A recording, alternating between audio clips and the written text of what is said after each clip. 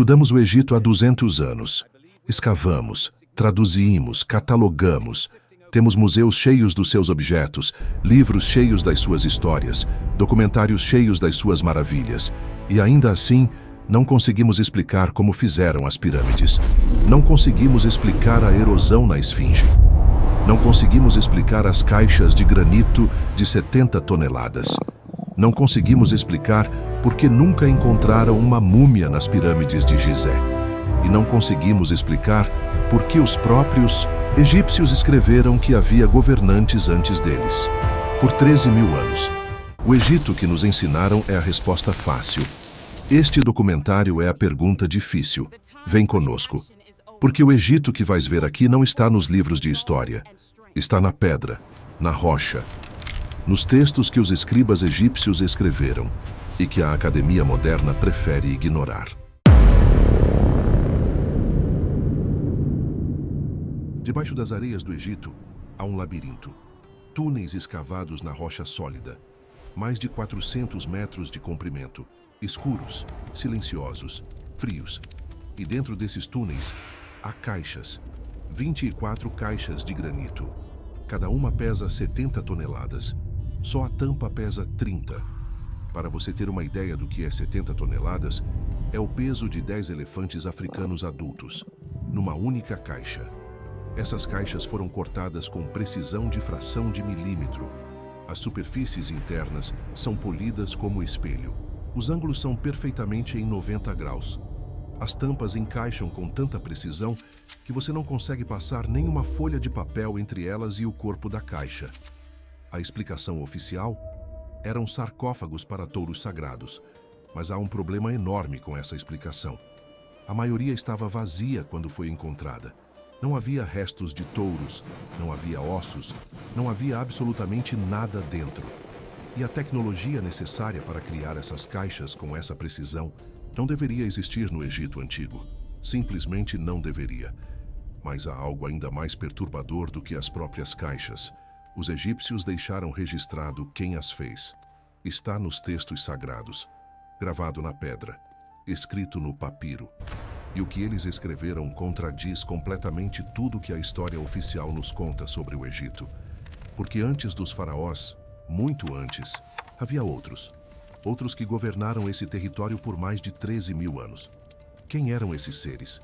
Fica até o fim, porque a resposta vai mudar para sempre a forma como você enxerga o Egito. A história oficial do Egito começa em 3100 a.C., com o faraó Narmer. A unificação do Alto e Baixo Egito, a formação das primeiras dinastias. Essa é a narrativa que está em todos os livros didáticos. É o que ensinaram para você na escola. Mas os próprios egípcios contavam uma história completamente diferente. Uma história que começa muito, muito antes de Narmer.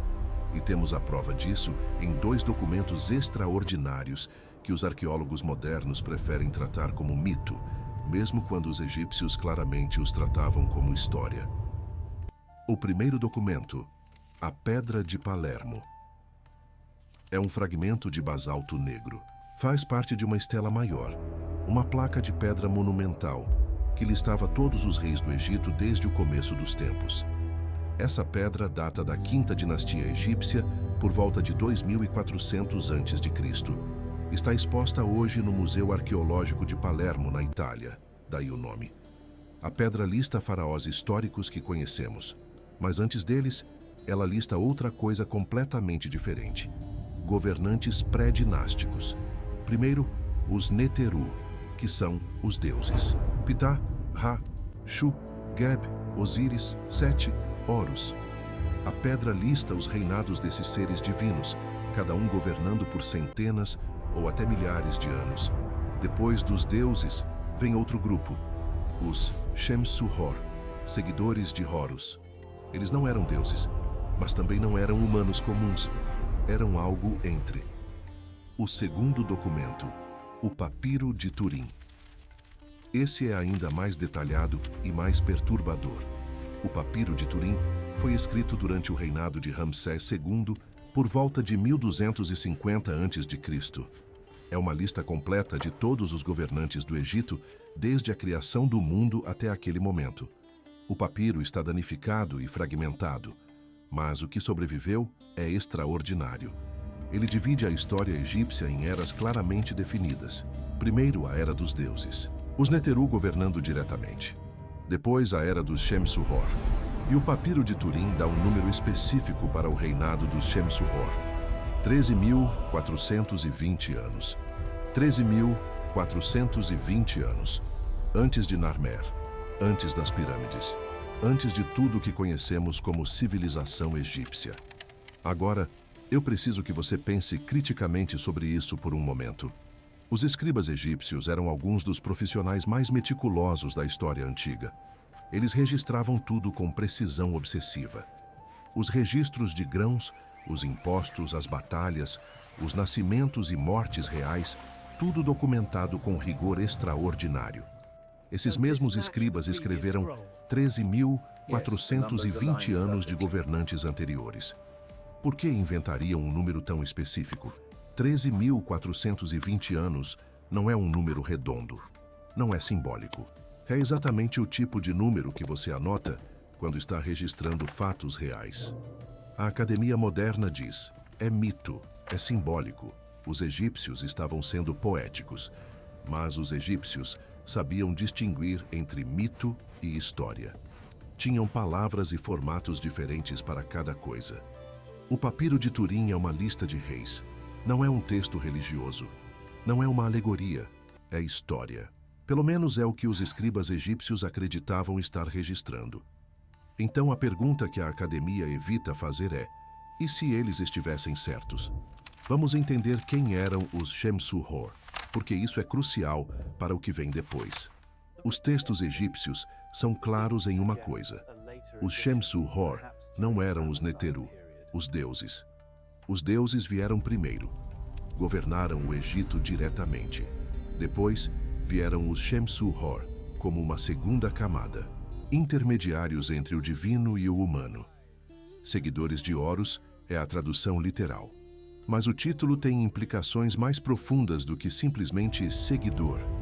Em egípcio antigo, Shemsu significa algo mais próximo de companheiro ou guardião. Não um servo, um guardião ativo de algo precioso. Guardião de quê? Do conhecimento. Existem 3 grandes interpretações sobre quem os Shemsu-Hor realmente eram. A interpretação acadêmica convencional. Os Shemsu-Hor eram a elite sacerdotal pré-dinástica, líderes religiosos e políticos que governaram o Egito antes da unificação. Os 13.420 anos são exagero mítico. Na verdade, seriam uns poucos séculos de líderes tribais. Parece razoável, exceto por um detalhe que essa explicação não consegue resolver. Os sacerdotes egípcios tinham conhecimento que não deveria existir naquele período histórico. Astronomia extremamente precisa, medicina avançada, arquitetura que ainda impressiona engenheiros modernos. Se os Shemsu-Hor eram apenas líderes tribais de uns poucos séculos, de onde veio esse conhecimento? A interpretação dos híbridos. Os Shemsu-Hor eram descendentes dos Neteru, produto de uma mistura entre o divino e o humano, como os Nefilim da tradição hebraica, filhos dos filhos de Deus com mulheres humanas, segundo o livro do Gênesis, como os semideuses da mitologia grega, Hércules, Aquiles, Perseu, com poderes além do humano, mas ainda mortais. Seres com algo diferente no sangue, com capacidades que o humano comum não tinha, governando populações humanas em nome de uma herança que carregavam. A interpretação dos sobreviventes. Esta é a que me parece mais coerente com as evidências físicas. Os Shemsu-Hor eram sobreviventes de uma civilização anterior. Uma civilização que existia antes do cataclismo que destruiu o mundo antigo. Uma catástrofe que já exploramos. O evento do Younger Dryas, há 12.800 anos. O impacto cósmico, as inundações, o colapso climático. Se uma civilização avançada existia antes dessa catástrofe, e as evidências sugerem que sim, ela foi destruída, quase completamente. Mas sobreviventes escaparam, com o conhecimento que tinham, com as habilidades que desenvolveram. Chegaram ao Egito, aos poucos estabeleceram governo, ensinaram os nativos. e por geração após geração transmitiram o que sabiam. Por 13.420 anos, segundo os textos egípcios. Agora, qual dessas três interpretações explica melhor o que vamos ver nas caixas de granito? Vamos descobrir. O Serapeum de Saqqara foi redescoberto em 1850. Auguste Mariette, arqueólogo francês, estava seguindo uma pista de 1.800 anos. O geógrafo grego Estrabão tinha descrito o local por volta do ano 24 a.C. Uma avenida de esfinges levando a um templo enterrado. Mariette encontrou a avenida, seguiu ela e encontrou a entrada dos túneis. O que ele viu dentro o impressionou profundamente e também o confundiu.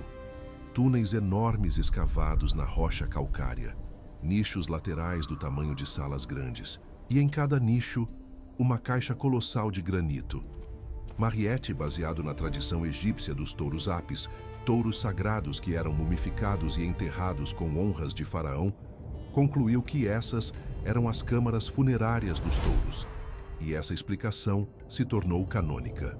É o que está nos guias turísticos até hoje. Mas quanto mais você examina as evidências, menos a explicação se sustenta. Problema número 1. As caixas estavam vazias. Mariette abriu várias delas que estavam seladas com cimento original. Vazias. Não havia múmias de touros. Não havia ossos. Não havia bandagens de mumificação. Não havia os vasos canópicos que normalmente acompanham as múmias egípcias. Uma ou duas caixas tinham restos, mas análises subsequentes sugeriram fortemente que esses restos eram adições posteriores, não originais. Se essas eram câmaras funerárias para touros sagrados, onde estão os touros? Problema número 2. As inscrições. A maioria das caixas não tem inscrições originais. Isso é extraordinário para qualquer objeto egípcio de importância ritual. Os egípcios cobriam tudo de inscrições sagradas. Algumas caixas têm hieróglifos, mas os especialistas notaram algo perturbador neles. Estão mal posicionados, mal executados. O estilo é inconsistente com a qualidade do trabalho na própria caixa. É como se alguém tivesse escrito em algo que já existia. Como se as inscrições fossem adições tardias a objetos muito mais antigos. Adições feitas por pessoas que não sabiam exatamente o que estavam inscrevendo. Isso levanta uma possibilidade que a arqueologia oficial resiste em admitir. As caixas são mais antigas que os hieróglifos. Os egípcios dinásticos não as criaram. Eles as encontraram e tentaram dar-lhes um propósito que fazia sentido para eles. Problema número 3. A tecnologia. Este é o mais perturbador de todos. O engenheiro e pesquisador Christopher Dunn passou anos analisando as superfícies das caixas do Serapeum com instrumentos de medição modernos. O que ele encontrou desafia a explicação convencional completamente. As superfícies internas das caixas são planas dentro de tolerâncias de frações de milímetro. Para uma área de superfície desse tamanho, 2 metros por 4 metros de profundidade, esse nível de planicidade é extraordinariamente difícil de alcançar, mesmo com maquinaria moderna. Os cantos internos são perfeitamente retos. Perfeitos, não quase perfeitos, ou impressionantemente bons para a época. Perfeitos. E há evidências de corte mecânico, marcas de serra. Marcas que indicam uma ferramenta girando em alta velocidade, não um cinzel batido à mão. Para cortar granito com esse nível de precisão usando uma serra, você precisa de pontas de diamante ou material equivalentemente duro, ou de alguma forma de tecnologia de corte de alta energia que não conhecemos. Os egípcios tinham ferramentas de cobre e bronze. Cobre tem dureza 3 na escala de Mohs. Granito tem dureza entre 6 e 7. Você não corta granito com cobre. É fisicamente impossível. O cobre vai se desgastar antes de arranhar o granito de forma significativa. Então, como essas caixas foram feitas? A resposta honesta é: não sabemos. E essa é exatamente a resposta que abre a próxima pergunta. Mas a precisão de fabricação não é o único problema. Tem o transporte. O granito usado nas caixas do Serapeum veio de Aswan, uma cidade no sul do Egito, às margens do rio Nilo. Aswan fica a 800 quilômetros de Saqqara, 800 quilômetros, com caixas de 70 toneladas cada. Mais de 24 caixas conhecidas, provavelmente muito mais ainda não descobertas. Isso significa que alguém moveu mais de 1.680 toneladas de granito, pelo menos 800 quilômetros, e depois introduziu essas caixas em túneis subterrâneos com centímetros de folga. Vamos pensar na geometria dos túneis por um momento. Os túneis do Serapeum são relativamente estreitos. Em alguns pontos, as caixas passam com menos de 30 centímetros de folga de cada lado. Não há espaço para rampas largas. Não há espaço para equipes grandes trabalhando com alavancas múltiplas. O espaço simplesmente não permite os métodos que a explicação convencional propõe. E tem mais. Algumas das caixas foram instaladas em nichos que ficam em ângulo com o túnel principal. Elas não podiam ser deslizadas diretamente. Tinham que ser giradas com precisão enquanto eram movidas. Girar 70 toneladas de granito em espaço confinado. Sem guindastes, sem maquinaria pesada. Sem nem ao menos a roda, que os egípcios não usavam para transporte pesado neste período. A explicação oficial fala em rampas de areia, cordas de fibra vegetal e força humana em grande quantidade. Mas os engenheiros modernos que calcularam a logística chegaram todos à mesma conclusão. Os métodos propostos não funcionam na geometria dos túneis. Você simplesmente não tem espaço físico para aplicar força suficiente com cordas e alavancas nos locais necessários. Algo está errado na história. Ou os métodos eram diferentes do que imaginamos, ou havia tecnologia que perdemos, ou, e essa é a possibilidade que conecta tudo, havia construtores com conhecimento que os egípcios dinásticos não tinham. Os Shamsu-Hor não desapareceram quando os faraós assumiram o poder. Esse é um ponto crucial que a maioria das pessoas não percebe. Quando a dinastia histórica do Egito começou com Narmer por volta de 3100 a.C., ela não apagou o que existia antes. Ela absorveu. Os Shamsu-Hor se tornaram a elite sacerdotal do Egito, os guardiões do conhecimento sagrado, os verdadeiros detentores do poder por trás dos tronos. Os sacerdotes egípcios eram famosos no mundo antigo por seu conhecimento extraordinário. Quando os gregos visitaram o Egito, e muitos dos maiores filósofos gregos foram ao Egito deliberadamente para aprender, ficaram impressionados. Pitágoras passou anos estudando com sacerdotes egípcios. Voltou para a Grécia com teoremas matemáticos e conceitos filosóficos que transformaram o pensamento ocidental. Platão visitou o Egito. O conceito de Atlântida, que ele descreve nos diálogos Timeu e Crítias, ele diz explicitamente que ouviu de sacerdotes egípcios que guardavam registros de eventos ocorridos 9.000 anos antes de sua época.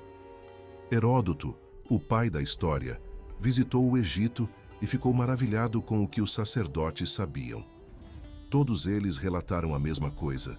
Os sacerdotes egípcios guardavam conhecimento com milhares de anos de antiguidade. Conhecimento que eles diziam ter recebido dos Shamsu-Hor.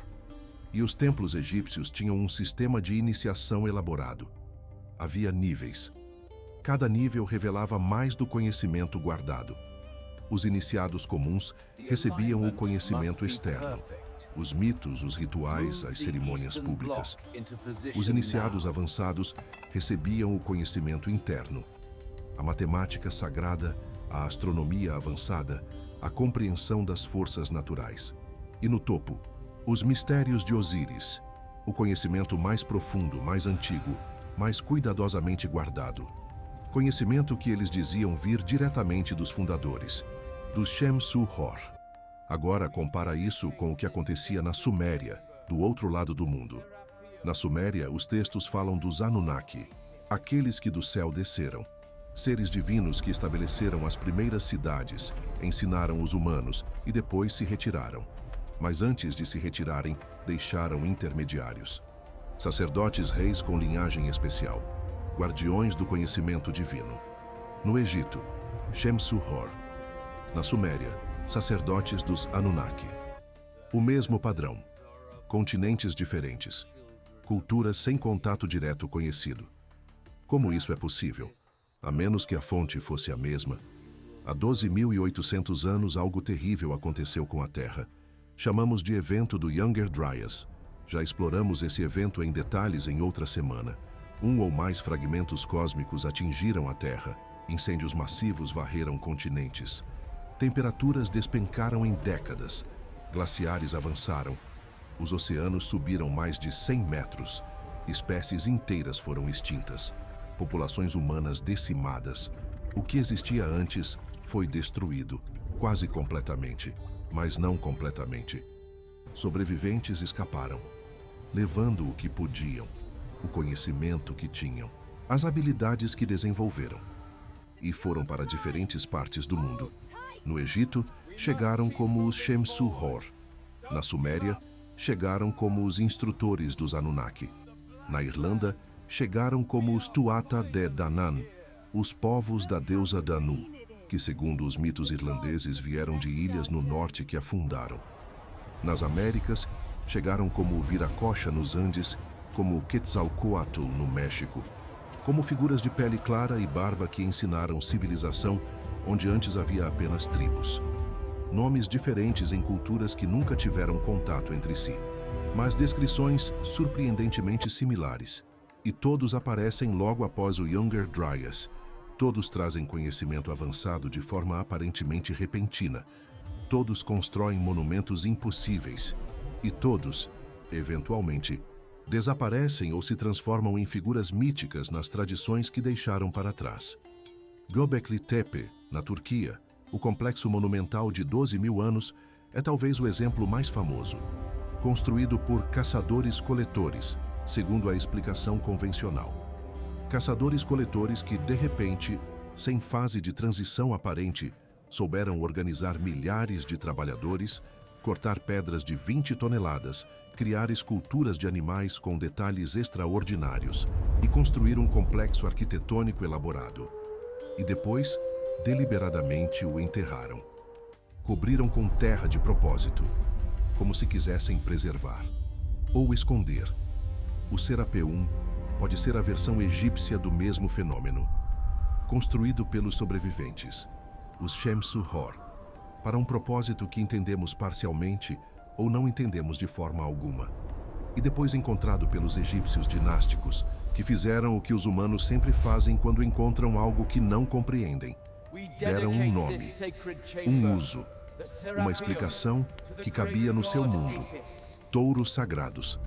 Mas as caixas continuam lá, com sua precisão impossível, com suas superfícies polidas, com seu mistério intacto. Qualquer pessoa pode visitá-las hoje, pode colocar a mão na pedra, pode sentir a lisura que não deveria existir. E perguntar como?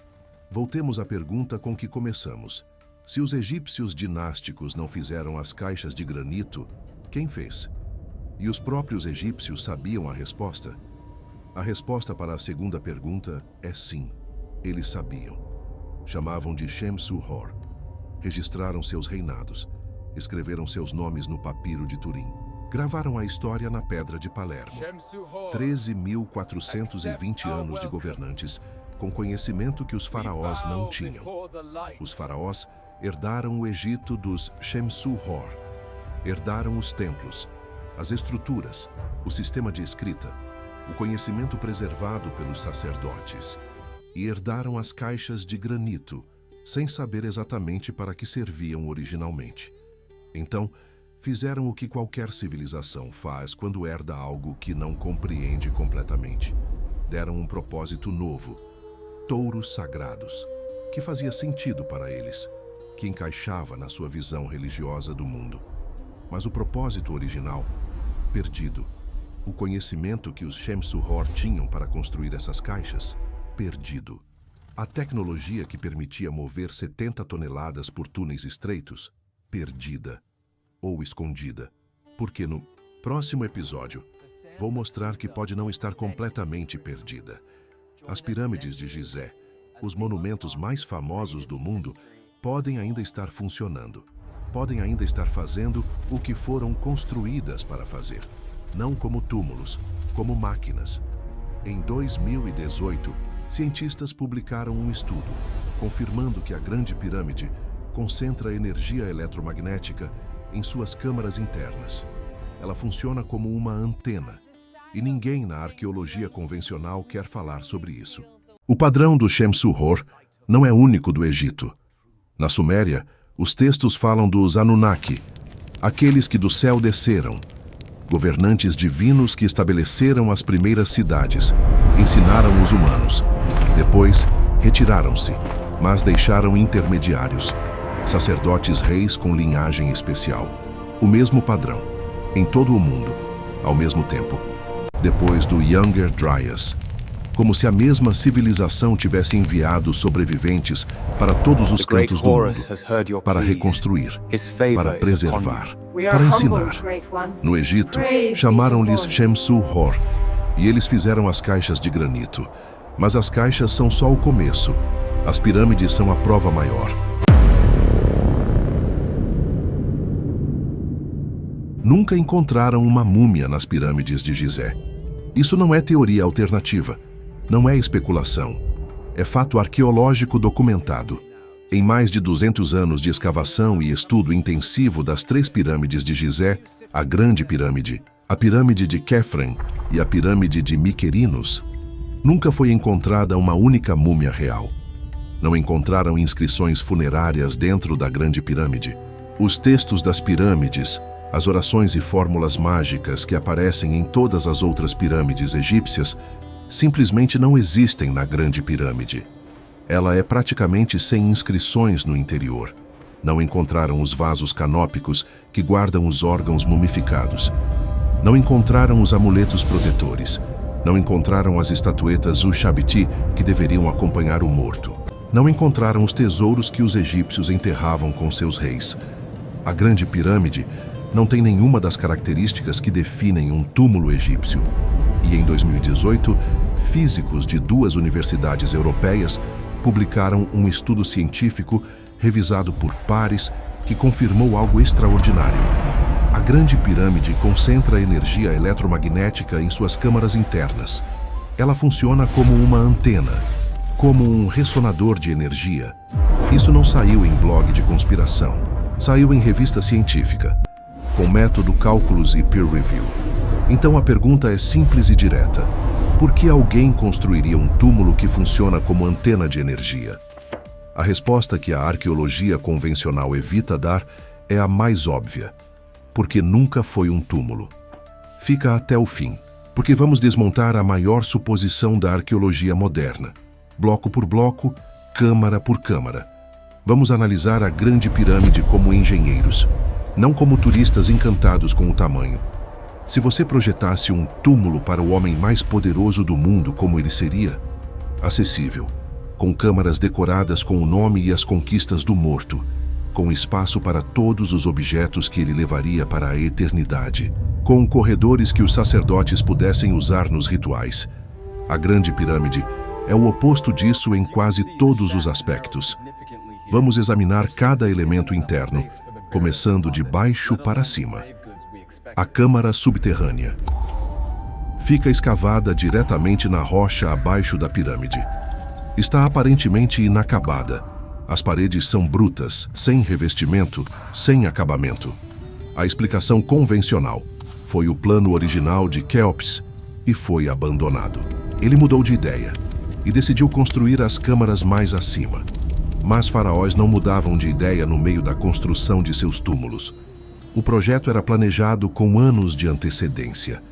Cada detalhe era decidido antes da primeira pedra ser colocada. Uma explicação alternativa mais coerente. A câmara subterrânea não era para ser acabada. Ela tinha uma função técnica, talvez relacionada à captação de energia geotérmica ou vibracional da rocha viva abaixo. A Câmara da Rainha. Apesar do nome dado pelos árabes medievais, não há nenhuma evidência de que tenha abrigado uma rainha ou qualquer pessoa. Está no centro geométrico da pirâmide. O detalhe mais estranho são os dutos de ar. A Câmara da Rainha tem 2 dutos que sobem em ângulo, para o norte e para o sul, mas eles não chegam ao exterior da pirâmide. Dutos de ar que não ventilam nada. Para um túmulo isso não faz sentido. Uma múmia não precisa de ar. Mas para uma máquina, Dutos que direcionam fluxo de ar ou energia em ângulos específicos fazem todo o sentido. E esses dutos apontam para estrelas específicas, para o cinturão de Órion ao sul, para a estrela polar ao norte. A Grande Galeria. Esta é a mais impressionante das estruturas internas. 47 metros de comprimento, 8,5 metros de altura. As paredes sobem em degraus, criando uma seção transversal escalonada. Qualquer pessoa que entre na Grande Galeria percebe imediatamente que a acústica é extraordinária. Sons se propagam de formas específicas. Certas frequências são amplificadas. Pesquisadores acústicos mediram. A Grande Galeria amplifica sons na faixa de frequências baixas com precisão impressionante. Funciona como um tubo de órgão gigante, mas sintonizado. Para que um túmulo precisaria de acústica? Uma múmia não ouve música. Para uma máquina que manipula frequências sonoras, acústica é o componente central. A Câmara do Rei. Aqui fica o elemento mais tecnicamente interessante de toda a pirâmide. A câmara é completamente revestida de granito de Assuan, a mesma pedra dura e vermelha das caixas do Serapeum que vimos no episódio 1. O granito não foi escolhido por questões estéticas. O Egito tem calcário em abundância, material muito mais fácil de trabalhar. Usar granito, que tinha que ser transportado 800 quilômetros, foi uma escolha deliberada e custosa. Por quê? Porque granito contém quartzo, e quartzo tem uma propriedade física fundamental, chamada piezoeletricidade. Quando você comprime ou vira cristais de quartzo, eles geram uma tensão elétrica. E quando você aplica uma tensão elétrica a eles, eles vibram. É o mesmo princípio usado nos microfones, no sonar de submarinos, nos equipamentos de ultrassom médico. Granito cheio de quartzo, sob pressão e vibração constante, gera eletricidade. Acima da Câmara do Rei, existem 5 câmaras de descarga, cavidades empilhadas umas sobre as outras. A explicação convencional é que distribuem o peso da pirâmide acima, mas a Câmara da Rainha, diretamente abaixo, não tem câmaras de descarga e nunca colapsou em 4.500 anos. O peso é distribuído pelos ângulos da própria pirâmide, não pelas câmaras. As câmaras de descarga têm outra função, possivelmente acústica, possivelmente para criar pressão específica sobre o granito abaixo.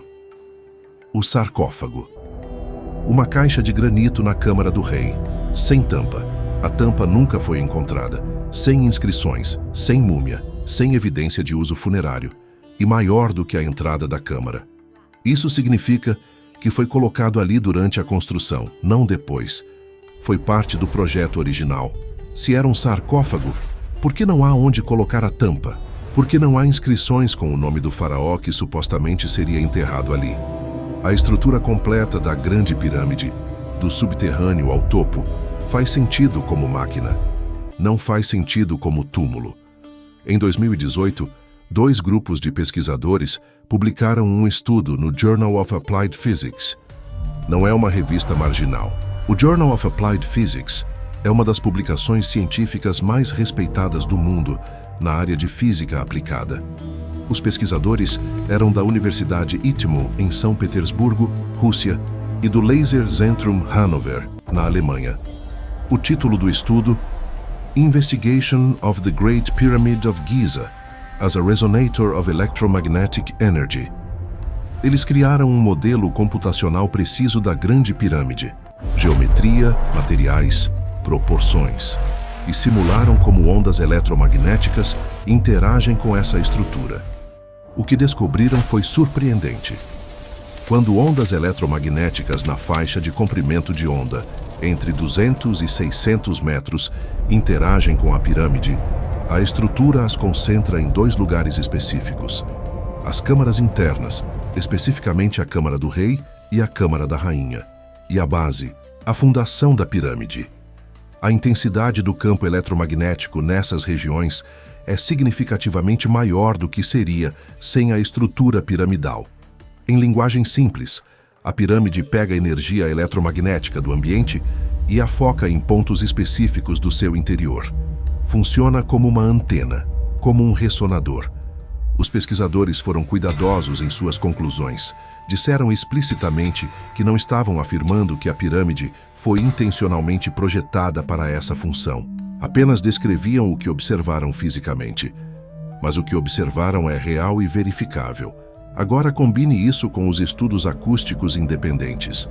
Pesquisadores de acústica que estudaram a Câmara do Rei mediram sua frequência de ressonância em 121 Hz, perto da nota Fá sustenido na escala musical.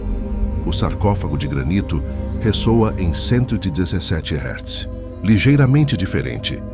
Quando dois objetos vibram em frequências muito próximas, criam um fenômeno chamado batimento, uma pulsação que tem a frequência igual à diferença entre as duas. Nesse caso, uma pulsação de 4 Hz fica na faixa delta das ondas cerebrais, o estado de sono profundo, e segundo algumas pesquisas, de estados alterados de consciência. Isso foi projetado intencionalmente? A pirâmide foi construída para induzir estados específicos de consciência em quem entrasse? Não sei responder com certeza, mas posso dizer que nenhum arquiteto de túmulo egípcio teve esse cuidado acústico em nenhum outro sarcófago ou câmara funerária do Egito. Isso é único, deliberado e inexplicado. O engenheiro mecânico Christopher Dunn passou décadas estudando a Grande Pirâmide. Não como arqueólogo, como engenheiro, com olhos treinados para identificar sistemas, componentes e funções mecânicas. Sua conclusão foi publicada em detalhes no livro The Giza Power Plant, em 1998, e nenhum debatedor acadêmico conseguiu refutar satisfatoriamente sua análise técnica.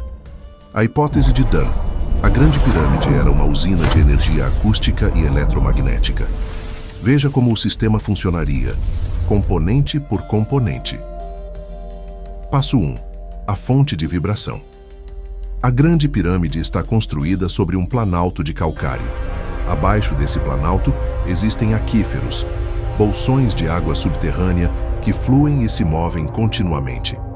Água em movimento em cavidades de rocha gera vibração. Gera infrassom, frequências abaixo do que o ouvido humano detecta, mas que o corpo físico sente. Esse infrassom sobe pela rocha e entra na estrutura da pirâmide. Passo 2. A amplificação. A Grande Galeria, com sua acústica extraordinária e suas paredes escalonadas, funciona como um amplificador de frequências específicas. Dunn propõe que os nichos nas paredes da Grande Galeria continham ressonadores de Helmholtz, dispositivos que amplificam frequências específicas, como o som que você ouve quando sopra em cima de uma garrafa vazia. Esses ressonadores sintonizariam e amplificariam as vibrações vindas de baixo, criando um campo de ressonância preciso. Passo 3. A conversão piezoelétrica. O granito da Câmara do Rei, cheio de cristais de quartzo, estava submetido a esse campo de vibração amplificada. Cristais de quartzo sob vibração geram eletricidade. Quanto mais cristais, mais eletricidade. Quanto mais intensa a vibração, mais energia gerada. O granito de Aswan tem alta concentração de quartzo, entre 20% e 30% da composição mineral.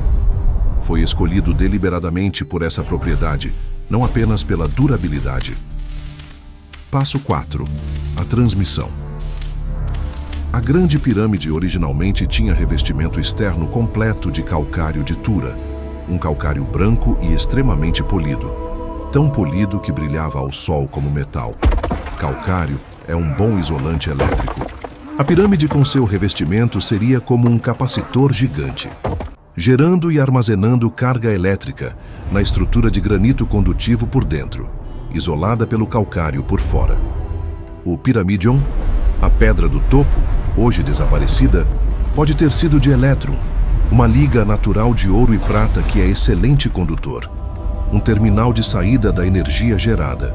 O revestimento foi removido ao longo dos séculos para construir Cairo. O Pyramidion desapareceu em algum momento da história.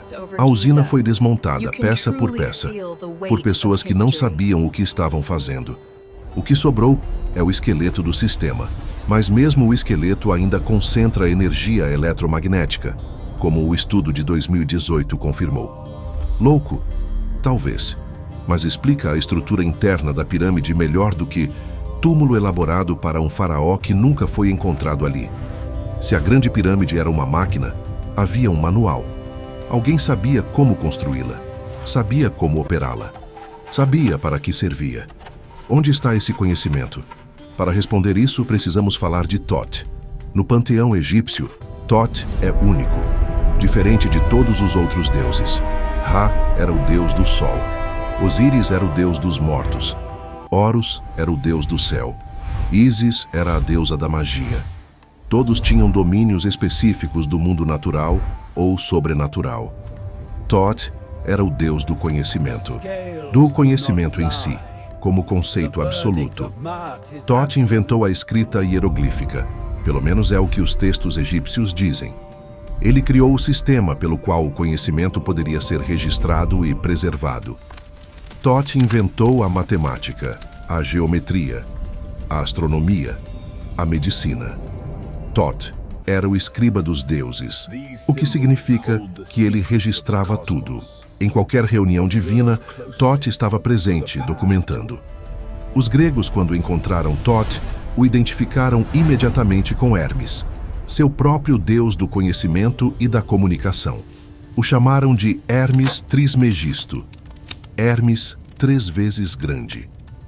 Toda a tradição hermética ocidental, a alquimia medieval, a magia renascentista, o hermetismo filosófico, afirma derivar do conhecimento de Thoth Hermes. Mas quem era Thoth realmente? Os textos egípcios o descrevem como tendo existido antes das dinastias, como sendo um dos primeiros, não nascido de outros deuses, mas simplesmente existindo desde o início. Algumas tradições egípcias dizem que Thoth veio de uma terra distante, trouxe o conhecimento de uma civilização que havia sido destruída, estabeleceu-se no Egito e ensinou. Isso soa familiar. É o mesmo padrão dos Shamsu-Hor do episódio 1. Thoth pode ter sido um dos Shamsu-Hor, ou talvez o mais importante deles, o guardião central do conhecimento técnico. E antes de partir, antes de se retirar da vida pública, seja lá o que isso signifique concretamente, ele guardou o conhecimento mais importante. Para que não fosse perdido novamente, ele o guardou sob a esfinge, na Sala dos Registros. A Sala dos Registros não é só uma lenda esotérica. Existem referências a câmaras secretas em Gizé em textos egípcios antigos. O livro de Thoth, um texto que supostamente continha o conhecimento supremo, é descrito como estando escondido em algum lugar na área de Gizé.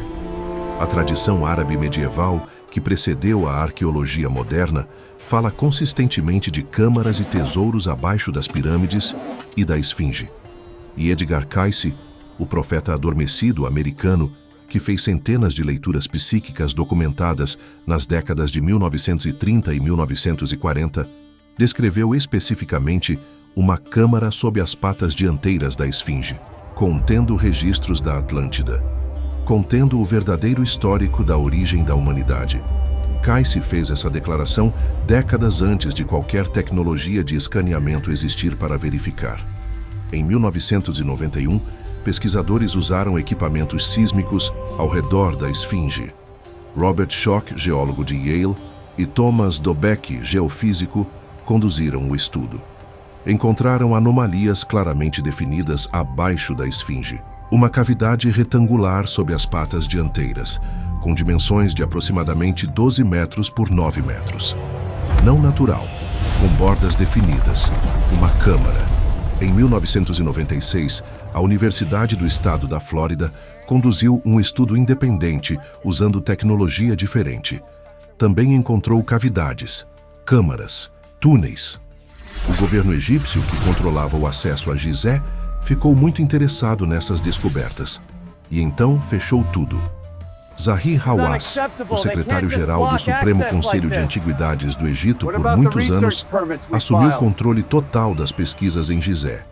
Pedidos de escavação foram negados. Pesquisadores independentes foram impedidos de conduzir estudos na área. Hawass declarou publicamente que as anomalias eram naturais, que não havia nada significativo abaixo da esfinge. Mas aqui está o problema com essa declaração. Se você afirma que não há nada significativo em um lugar, a prova disso é mostrar o que está lá. Se você bloqueia toda investigação que poderia mostrar o que está lá, você não está provando que não há nada. Você está impedindo que a pergunta seja respondida. Por que bloquear a investigação se a resposta é não há nada interessante?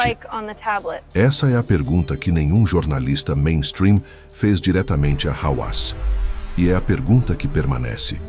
Em 2017, o projeto Scan Pyramids, usando tecnologia de muons, partículas cósmicas que penetram qualquer material, encontrou um vazio enorme dentro da Grande Pirâmide. 30 metros de comprimento, completamente selado, sem entrada conhecida. Em 2023, uma equipe encontrou um corredor oculto atrás da entrada principal da Grande Pirâmide. Cada vez que a tecnologia avança, encontramos mais coisas escondidas. E cada vez, o acesso total é negado. Tem um último elemento que não consigo deixar de mencionar. A posição da Grande Pirâmide não é aleatória.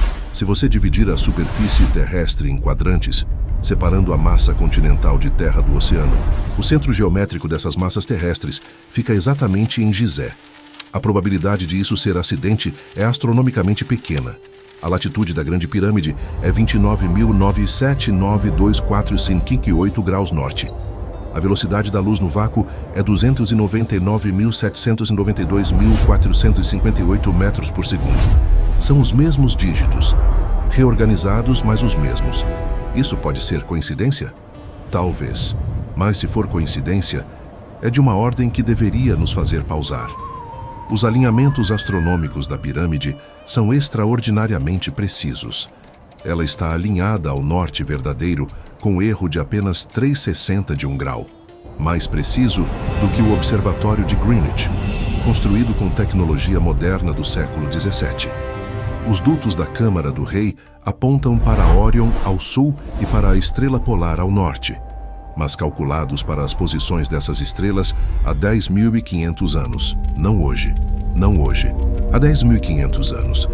Por que apontar para onde as estrelas estavam há 10.500 anos? Porque foi quando a pirâmide foi projetada, ou foi quando foi construída? E as 3 pirâmides de Gizé, juntas, replicam o padrão do cinturão de Órion, as 3 estrelas centrais da constelação, também calculadas para 10.500 a.C. Os construtores deixaram uma data codificada nas estrelas, uma data muito anterior à história convencional do Egito. Uma data que coincide com o fim do Younger Dryas, o cataclismo que discutimos na Semana das Civilizações Antigas. Uma data que diz, foi aqui que tudo recomeçou. Voltemos à pergunta do início. Se as pirâmides nunca tiveram múmias, para que foram construídas? A ciência moderna está a dizer, concentravam energia. A estrutura interna sugere, convertiam vibração em eletricidade.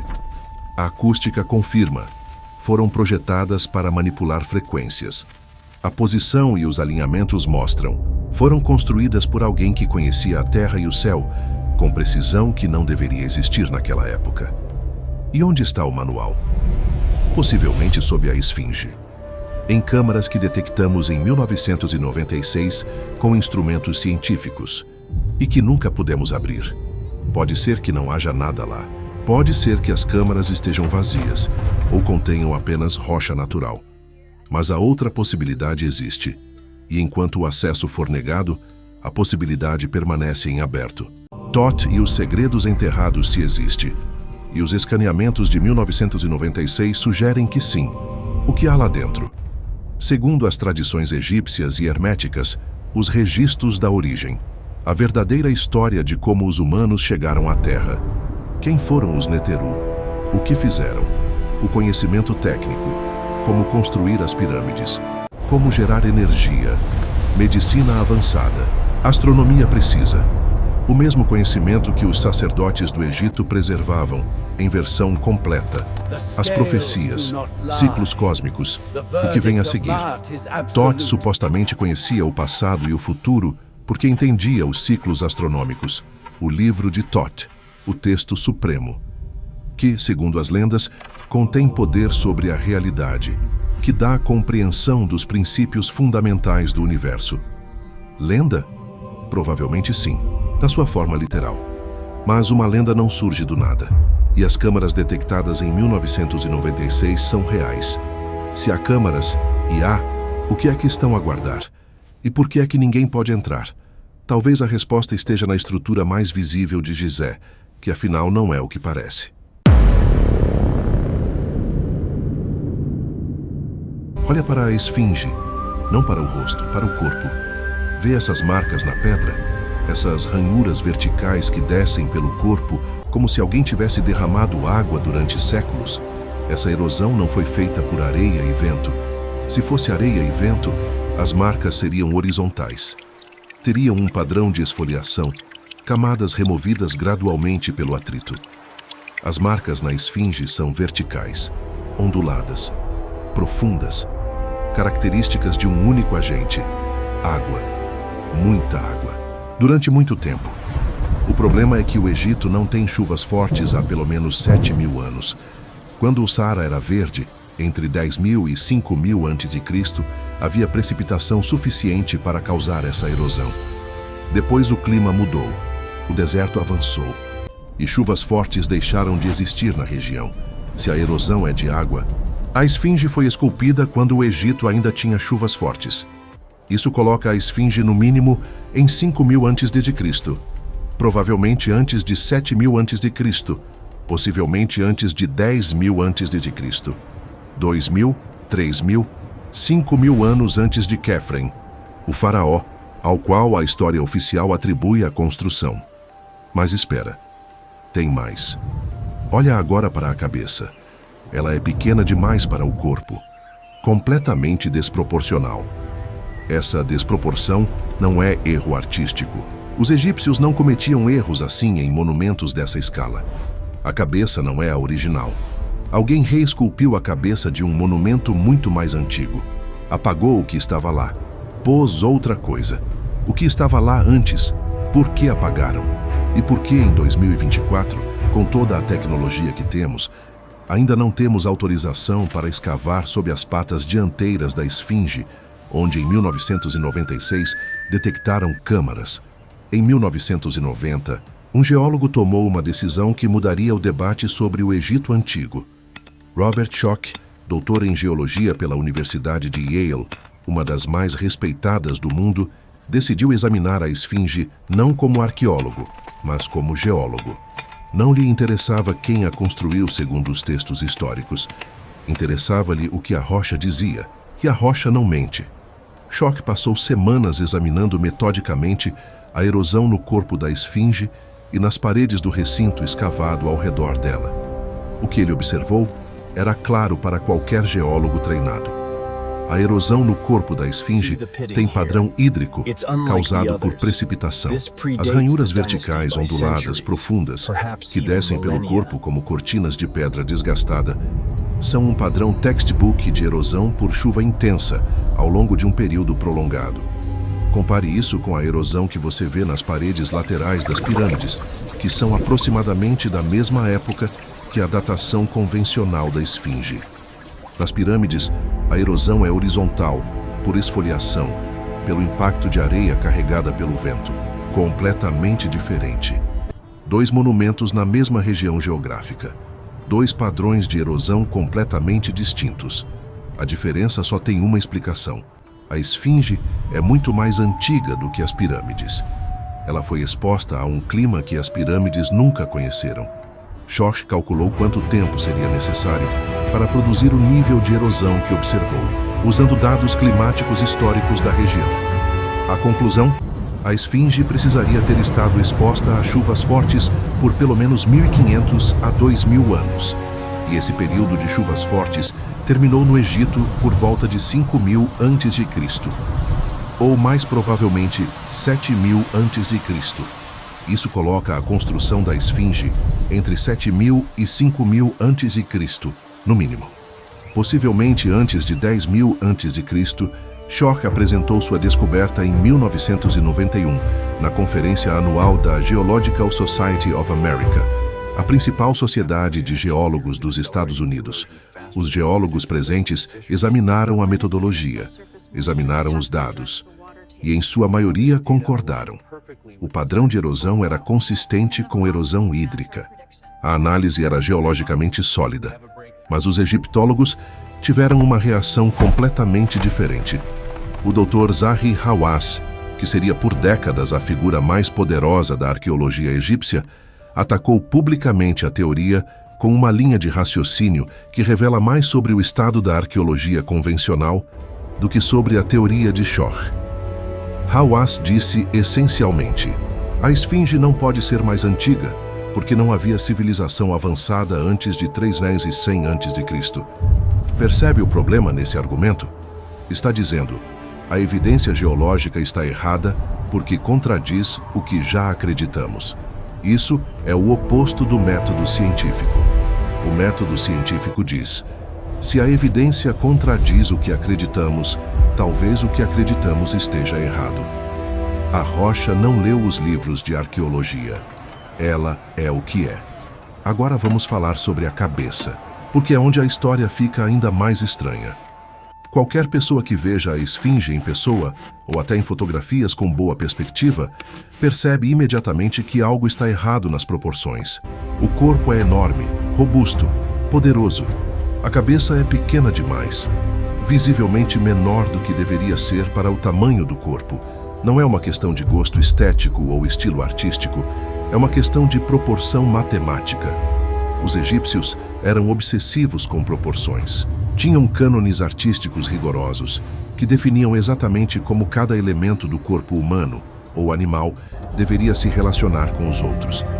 Esses cânones foram mantidos com extraordinária consistência por milênios. O Egito tem centenas de esfinges. Esfinges de granito, de calcário, de arenito, de todos os tamanhos. Esfinges do Antigo Império, do Médio Império, do Novo Reinado. Todas têm proporções corretas. A cabeça é adequada ao corpo em todas as outras esfinges, exceto na grande esfinge de Gizé. Porque essa de todas seria a única com desproporção tão marcante. A explicação mais coerente é também a mais perturbadora. A cabeça foi reesculpida. A esfinge original tinha uma cabeça maior, possivelmente uma cabeça de leão, animal compatível com o corpo felino do monumento. Em algum momento, um faraó decidiu usar a cabeça existente como material para esculpir seu próprio rosto ali. Mas ao reesculpir a cabeça original, que era provavelmente muito maior, o resultado inevitável foi uma cabeça menor. Você não pode adicionar pedra, só pode remover. Isso explica a desproporção. Também explica por que a cabeça está significativamente menos erodida que o corpo, porque é mais nova. Foi reesculpida muito depois de o corpo ser construído. Qual faraó fez isso? Há candidatos principais. Tutmés IV, que mandou escrever a Estela do Sonho entre as patas da esfinge, descrevendo como o monumento lhe apareceu em sonho e pediu para ser desenterrado. A história convenientemente transforma Tutmés em guardião da esfinge. O tipo de narrativa que um faraó que modificou o monumento criaria para legitimar sua conexão com ele. O rosto atualmente na esfinge não corresponde com precisão a nenhum faraó identificado. As reconstituições forenses feitas com os traços do rosto da esfinge mostram um rosto diferente das representações conhecidas de Khafre. Se Khafre construiu a esfinge, como a história oficial afirma, por que o rosto não é reconhecidamente o dele?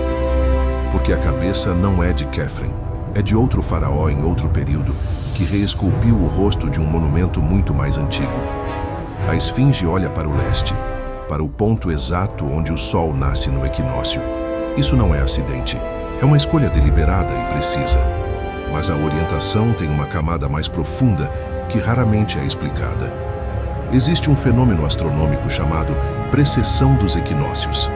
Devido à inclinação e ao movimento lento do eixo da Terra, o ponto do horizonte onde o Sol nasce no equinócio muda lentamente ao longo de milênios. Esse ciclo completo leva aproximadamente 26 mil anos.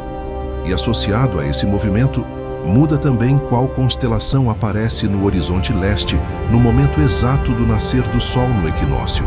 O que os astrônomos chamam de constelação ascendente ou signo da era.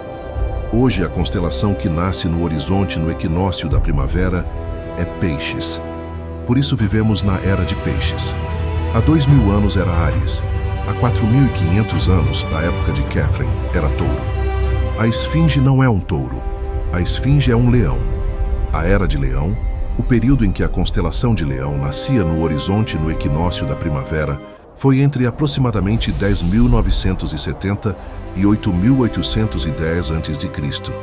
Se a Esfinge foi construída para encarar sua própria constelação, nascendo no horizonte, foi construída na Era de Leão. Há mais de 10.000 anos, esse argumento foi desenvolvido independentemente pelos pesquisadores Robert Bauval e Graham Hancock, nos anos 1990. Bauval havia descoberto antes que as 3 pirâmides de Gizé replicam o padrão do cinturão de Órion e calculou que o alinhamento corresponde à posição de Órion em 10.500 a.C., não à posição atual, a posição de 10.500 a.C., a Esfinge, olhando para Leão no equinócio. As pirâmides alinhadas com Órion de 10.500 a.C. Os construtores deixaram uma data codificada no próprio Planalto de Gizé. Uma data, uma mensagem. Isso foi construído aqui, nesse momento. Lembre-se, 10.500 a.C. É exatamente o período que coincide com o fim do evento do Younger Dryas, a catástrofe que destruiu a civilização anterior que exploramos na Semana das Civilizações Antigas. Como se os sobreviventes dessa catástrofe tivessem construído um monumento dizendo: nós existimos, sobrevivemos ao fim do mundo e queremos que você saiba quando. Em 1991, Robert Schoch e o geofísico Thomas Dobeke fizeram algo simples, mas revelador. Colocaram equipamentos sísmicos ao redor da Esfinge e mediram como as ondas sonoras se propagavam pela rocha abaixo. Ondas sonoras se comportam de formas diferentes dependendo do que encontram. Atravessam rocha sólida de um jeito, atravessam cavidades vazias de outro. Essa diferença é detectável e mensurável. Os resultados foram claros. Abaixo das patas dianteiras da Esfinge há uma cavidade com forma retangular definida, aproximadamente 12 metros de comprimento por 9 metros de largura. Não é uma fissura natural na rocha. Fissuras naturais não têm forma retangular com bordas definidas. É uma câmara construída. Em 1996, pesquisadores da Universidade do Estado da Flórida repetiram o experimento com tecnologia diferente, georadar. Obtiveram resultados similares: câmaras, estruturas definidas abaixo da Esfinge. 2 estudos independentes, metodologias diferentes. Mesma conclusão: existe algo construído abaixo da Esfinge. O governo egípcio bloqueou qualquer investigação adicional. Zahi Hawass afirmou publicamente que não havia nada significativo, que as anomalias eram naturais. Mas observe o problema lógico nessa afirmação. Para saber que não há nada significativo em um lugar, você precisa ter investigado esse lugar, precisa ter aberto, escavado, examinado. O governo egípcio não abriu, não escavou, não examinou. Apenas declarou que não havia nada e bloqueou qualquer tentativa de verificar. Em 2017, o projeto Scan Pyramids, usando muons, partículas subatômicas, que penetram qualquer material e permitem fotografar o interior de estruturas maciças, encontrou um vazio enorme dentro da Grande Pirâmide. 30 metros de comprimento, completamente selado, nenhuma entrada conhecida. Em 2023, encontraram um corredor oculto logo atrás da entrada principal da pirâmide, também selado, também sem propósito óbvio, segundo a arqueologia convencional. Cada avanço tecnológico que conseguimos aplicar a Gizé revela algo novo escondido, e cada vez o acesso é limitado, controlado ou negado. Por quê? Essa é a pergunta mais honesta que posso fazer. Quero ser justo com a academia aqui. Ela não é composta de conspiradores maliciosos tentando esconder a verdade. A arqueologia convencional tem razões genuínas para resistir às conclusões que estamos discutindo. A primeira razão é epistemológica. A ciência funciona com base em evidências acumuladas e consenso. Mudar o consenso exige evidências extraordinárias. A esfinge é mais velha, é uma afirmação extraordinária e exige justamente evidências extraordinárias. A análise geológica de Schoch é boa, mas não é irrefutável. Existem geólogos que argumentam que a erosão pode ter explicações alternativas: microclima local, sal, outros fatores. A segunda razão é institucional. Décadas de carreira foram construídas sobre a cronologia convencional do Egito. Admitir que ela está fundamentalmente errada é admitir que milhares de horas de estudo, dezenas de publicações e toda uma estrutura intelectual precisam ser revisitadas. Isso é humanamente difícil. Não é desonestidade. É psicologia humana normal. Mas, e este é o ponto crucial, essas razões explicam a resistência. Não a justificam. A ciência não deve resistir à investigação. Deve promovê-la. Se há câmaras detectadas abaixo da esfinge, a resposta científica correta é: vamos abrir e ver o que há. Não. Declaramos que não há nada e bloqueamos qualquer tentativa de verificar. A primeira resposta é ciência. A segunda é outra coisa. Schoch continua sua pesquisa até hoje. Publicou novos estudos, coletou mais dados.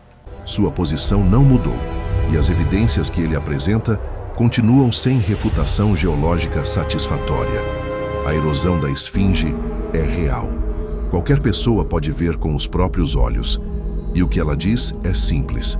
Esse monumento é mais velho do que a história oficial admite.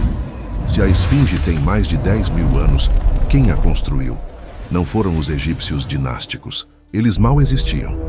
Nos episódios 1 e 2, falamos dos Shamsu-Hor, os governantes pré-dinásticos que o Papiro de Turim registra como tendo reinado por 13.420 anos antes dos faraós. Se eles existiram, e os textos egípcios dizem que sim, a esfinge se encaixa perfeitamente no tempo em que teriam existido. Eles teriam sido capazes de um monumento dessa escala? Göbekli Tepe, na Turquia, nos mostra que sim. Com 12 mil anos de idade, esse complexo monumental foi construído em uma época que a arqueologia convencional dizia que era impossível. E, no entanto, está lá. Quem quer que tenha construído Göbekli Tepe tinha organização social, conhecimento técnico e capacidade de execução que contradiz o modelo de caçadores-coletores primitivos. Os mesmos construtores, ou construtores do mesmo nível de desenvolvimento, podem ter construído a esfinge no mesmo período. E a esfinge importa por uma razão que vai além da arqueologia. Se ela é mais antiga, toda a cronologia do Egito precisa ser revisada. Se toda a cronologia do Egito precisa ser revisada, o que mais está errado? A esfinge é o pino que, se removido, pode reorganizar todo o quebra-cabeça. É por isso que é tão protegida, tão controlada, tão cercada de silêncio. Não porque há uma conspiração para esconder a verdade, mas porque a verdade que ela carrega é grande demais para ser processada facilmente. A esfinge olha para o horizonte. Para onde Leão nascia, há mais de 10 mil anos, construída por mãos que a história oficial não reconhece, com uma cabeça que não é a original, reesculpida por um faraó que queria reivindicar o que não construiu, com câmaras por baixo que detectamos e nunca abrimos, com erosão na pedra que conta uma história diferente da oficial, o Younger Dryas e o Elo Perdido. Há 12.800 anos, o mundo mudou. Já falamos disto na Semana das Civilizações Antigas. O Younger Dryas, o impacto cósmico, o dilúvio global. Civilizações foram destruídas, sobreviventes escaparam e começaram de novo. O Egito é um dos lugares onde recomeçaram. A cronologia faz sentido. 12.800 anos atrás, catástrofe. Civilização anterior destruída. Entre 12.800 e 5.000 anos atrás, os Shamsu-Hor, os sobreviventes, a reconstrução. Eles construíram a esfinge, construíram o Serapeum, talvez as primeiras versões das pirâmides. Em 300 a.C., Os faraós dinásticos assumem. Herdam tudo. Não entendem completamente o que têm, mas preservam, copiam, adaptam. Chamam aos construtores originais Shemsu-Hor e Neteru. Escrevem os seus nomes no papiro de Turim. E 5.000 anos depois, nós encontramos esses textos. E não sabemos o que fazer com eles, porque contradizem tudo o que aprendemos. As perguntas sem resposta. Antes de terminar, quero ser honesto contigo. Não sei tudo. Ninguém sabe.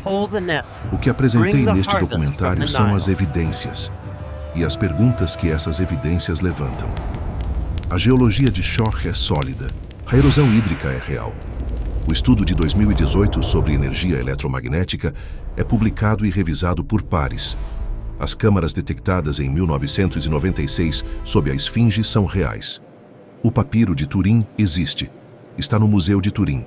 Os 13.420 anos estão lá. Estas não são invenções. São factos que a narrativa oficial prefere minimizar. Por que minimiza? Porque aceitar as implicações completas exigiria reescrever tudo. E isso é difícil. É ameaçador. É desconfortável. Mas a ciência avança quando fazemos perguntas incômodas. E as perguntas mais incômodas sobre o Egito ainda não têm resposta oficial satisfatória. Como moveram as caixas de 70 toneladas? Por que a Esfinge tem erosão de água? O que há nas câmaras seladas? O que eram os Shemsu-Hor? Estas perguntas merecem investigação séria, não silêncio. O Egito olha para nós há 10.000 anos, há mais. Construído por mãos que não conhecemos, com conhecimento que perdemos, para propósitos que ainda não compreendemos completamente. Os Shemsu-Hor foram reais. Os egípcios disseram-nos isso. As caixas de granito são impossíveis. A física confirma isso. As pirâmides concentram energia. A ciência publicou isso. A Esfinge é mais velha. A geologia demonstrou isso. As câmaras existem. Os escaneamentos detectaram isso. O que é que estamos à espera? De autorização? A autorização para fazer perguntas não vem de arqueólogos ou governos. Vem da curiosidade. E tu já tens isso. Senão, não terias chegado até aqui. O Egito proibido não está numa câmara selada. Está nas perguntas que fazemos, nas anomalias que não ignoramos, na recusa em aceitar não sabemos como resposta final. Porque alguém sabe, algures, enterrado na areia ou selado na pedra, existe a resposta. E um dia, vamos encontrá-la. Obrigado por vires nesta jornada. Se este documentário mudou a forma como vês o Egito, partilha. Alguém que conheces precisa de ver isto.